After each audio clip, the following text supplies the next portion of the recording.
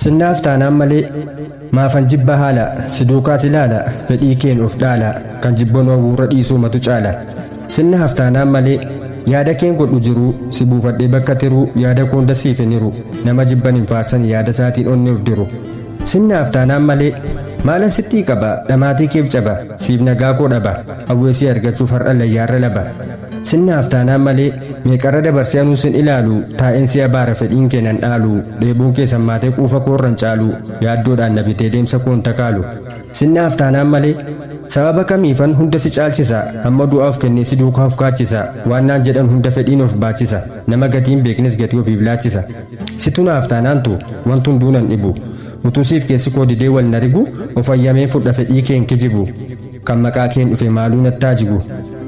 Waan ati naaf taateef kaleessa akka garaa har'atuun si kadhuu nan dhaalchisin dhara tokko erga filannee dhiisnuun qoodin karaa har'a fedhiif gowwoomtus naaf murteessa abbaan bara.